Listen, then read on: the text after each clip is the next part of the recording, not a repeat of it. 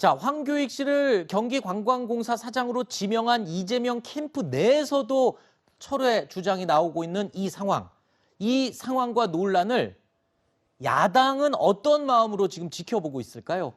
야당에서는 여당 후보들과의 말싸움을 벌이고 있는 이 황교익 씨 사건을 두고요.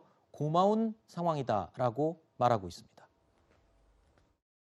네거티브 안 하겠다고 했는데 이분이 더 해주잖아요. 아이고, 그러니까 이게 뭐 사나운 개를 풀어놓은 거죠. 아이고. 제가 보기에 저 인사권은 문제가 아니고 굳이 대선판에 이런 분을 저 관광공사 사장으로 임명한 것은 제가 보기에 오로지 자기 대신 욕해달라는 그런 주문 같아요. 열심히 또 기능을 잘 수행하고 있어요. 국민의힘 구원투수 황교익. 지금 아까 구원투수라고 하셨잖아요. 맞아요. 네. 고마운 분이에요.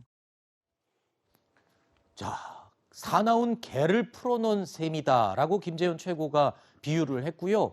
그러니까 지금 국민의힘 입장에서는 구원투수가 등장한 셈이다. 이렇게까지 지금 비유를 하고 있군요. 왜냐하면 이제 이재명 지사가 어쨌든 여권 내에서는 가장 지금 지지율이 높잖아요. 그렇죠. 그 지지율에 영향을 미칠 가능성이 있어요. 그리고 지금 말씀하신 것처럼 여권의 경선이 지금 이 황교익 이슈 때문에 다 빨려 들어가가지고 흥행이 지금 안 되고 있는 상황이 도리어 부정적 인비가 계속 확산되고 있는 상황 아니겠습니까? 네. 그래서 제가 볼 때는 국민의힘 입장에서 그걸 뭐 좋게 볼 수 있겠죠. 왜냐하면 지지율이 또 이쪽으로 옮겨갈 수 있으니까. 그러니까 민주당 입장에서는 이 문제를 조기 수습해야 돼요. 저는 빨리 수습해야 된다고 저는 봅니다. 물론 오늘도 지금 황교익 씨가 언론에 나와서 말씀하셨는데 제가 아까도 말씀드렸어요. 본인이 하신 말씀은 뭐 본인의 입장이니까 그게 좋은데 뭐 좋습니다. 그건 할 수 있다고 봐요. 다만 본인이 정말 이재명 지사를 지지하는 분이라면, 그러니까 전제를 제가 다 알겠습니다. 모르겠습니다. 지지하는지 안 하는지는. 그리고 민주당을 지지하는 사람이라면 정무적 판단을 하셔야 돼요. 네. 지금 대선판이잖아요. 네. 경선하고 있습니다. 네. 본인의 억울함은 충분히 이해된다니까요. 그걸 이해 안 하는 게 아니에요.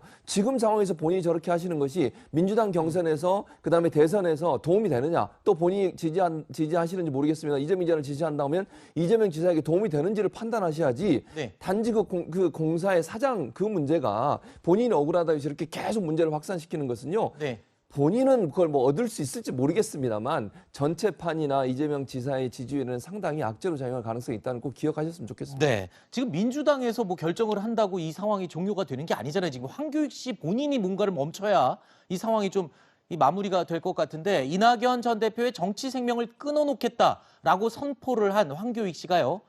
연미복 논란을 거듭 계속 문제 삼고 있습니다.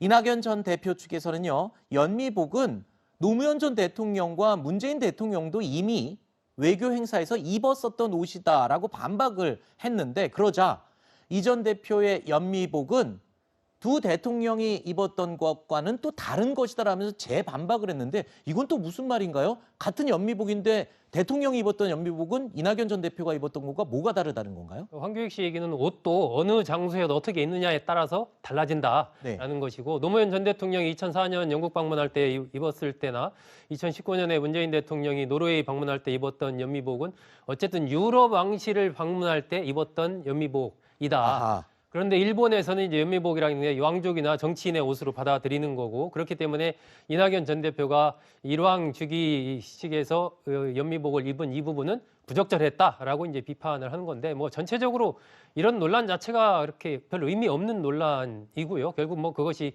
이낙연 전 대표 측에서도 연미복 자체가 무슨 일본의 옷 자체가 아니니까 네. 그냥 하나의 드레스 코드, 공식적인 드레스 코드라는 그런 측면에서 왕실에서 행사가 있을 때 일반적으로 입는 그런 옷이다라고 이제 해명을 한 부분이기 때문에 뭐 큰 어떤 이슈가 될 문제는 아닙니다. 자, 그리고 지금 이 논란 속에서도 황교익 씨는 본인이 사퇴할 의지는 전혀 없다라고 여러 번 지금 뜻을 밝힌 상태인데요. 그렇다면 이 본인이 사퇴하지 않고 계속 버틴다면 어떻게 될까요? 바로 도의회 인사청문회 절차를 거치게 됩니다. 그런데요, 이 황교익 씨의 인사청문회는 시작 전에 이미 불균형 논란에 휩싸였습니다.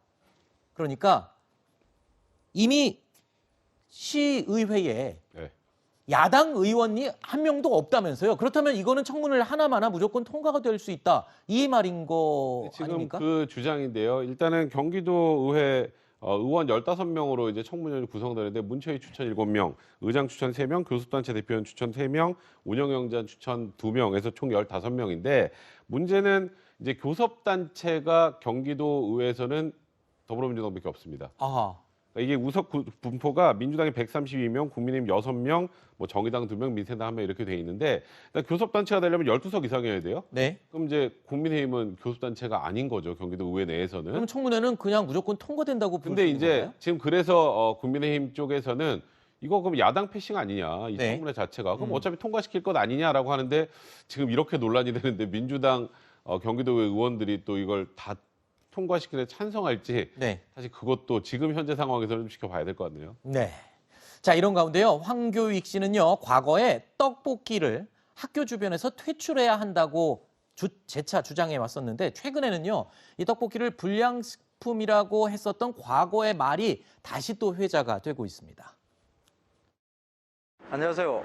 네, 떡볶이 먹으러 왔어요. 떡볶이를 내가 맛없다라고 하는 이유가 그 음식을 멈추지 못하게 한다는 거죠.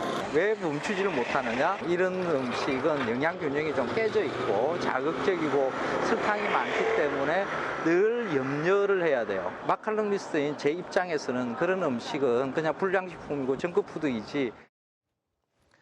자, 보신 것처럼 황교익 씨는 줄곧 떡볶이는 어린이 건강에 좋지 않다, 맛있다고 세뇌된 음식일 뿐이다 라면서 떡볶이를 정크푸드, 그러니까 불량식품으로 규정을 해왔는데요. 하지만 그랬던 황교익 씨가 알고 보니까 과거에 정작 본인은 떡볶이 광고를 찍었던 것으로 지금 확인이 돼서 이것도 또 논란이 되고 있습니다. 어떻게 된 겁니까? 이거 백성무 변호사님.